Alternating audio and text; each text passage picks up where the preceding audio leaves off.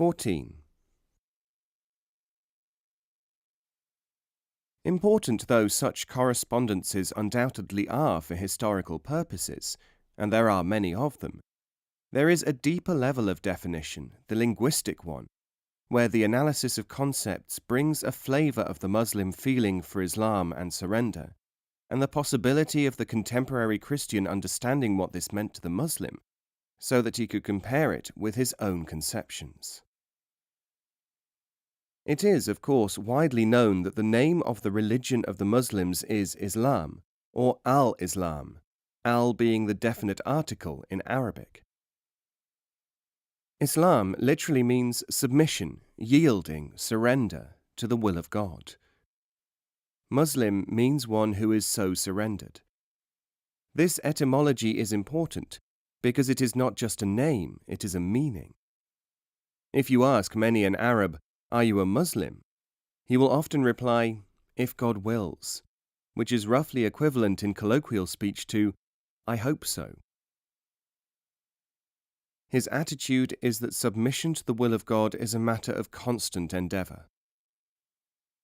Now we must also remember that there is a whole group of words derived from the radical SLM, which is the Arabic concept of surrender, any and all of which, almost, are associated with, regarded as inherently bound up with, each other, and hence with Islam.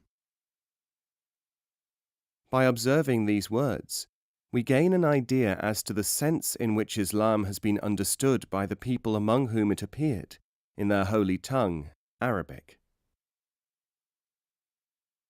Surrender, then, is Islam. Associated with this is the word salama, or salamat, which means safety, security. This fact is inextricably bound up in thinking with the direct relationship between submission to God and safety, that is, salvation.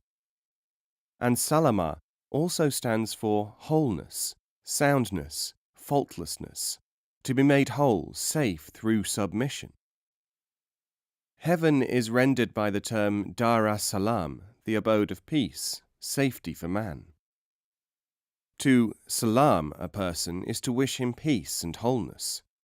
Salim, having been made whole or sound, is another word from this root, like all the others an integral part of the vocabulary and daily speech of Arabic. See also the discussion on these lines in Shah, Serdar Iqbal Ali, Lights of Asia, London, Arthur Barker, 1934. Now that Islam is regarded as a means, a method of arriving at peace, and heaven is not in doubt either in the exegesis or in the occurrence of the word salam, again from the same root, which stands for an instrument or means, and including such things as a ladder or a stairway, and a tool. Finally, though this by no means exhausts our vocabulary of associated terms, there is istilam, which means receiving, and musalim, one who is peaceful, lenient, clement. It is impossible to exaggerate the significance of this constellation of terms and meanings. For the Arab speaker, they constitute the constant reminder of the diverse aspects of the religion and its meanings, and a permanent facility for confirming these concepts without having to rely upon interpretation by later ideologists. It has even been said by Muslim theoreticians that Islam is a word which denotes submission to the will of God. Therefore, it is not a noun like the name of a thing, but a conception which is the name of a thing as well. It is for this reason that in the Quran, in the passage from chapter 2, verse 136, which I quoted earlier, the sequence ends with the words which can be translated either as, "And to God we are resigned," or "We are Muslims." Islam, as is well known, speaks of the true religious leaders, submitted to the will of God before the time of the Prophet Muhammad, as Muslims. This is not only found in the Quran. I have heard my Afghan co-religionists say often, "Chi khub adam ast in Nasrani, Muslim ast." This means, What a good man this Christian is! He is a Muslim.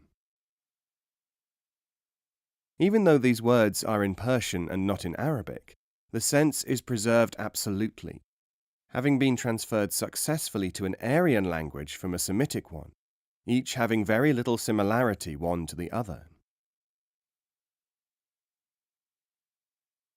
The Quran itself cannot be translated for this very reason.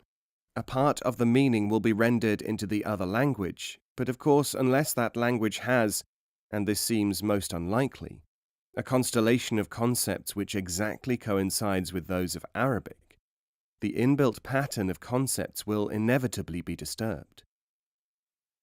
I remember my own father using this very same illustration, employing the example of the radical SLM and its associations, to explain to me when I had just celebrated my 8th birthday in June 1932. He was verifying passages from the rendition of the Quran by Muhammad Ali, and informing me why he was at that moment calling his selection from the Quran. Shah, the Sardar Iqbal Ali, Extracts from the Quran, London, Blackie, 1933.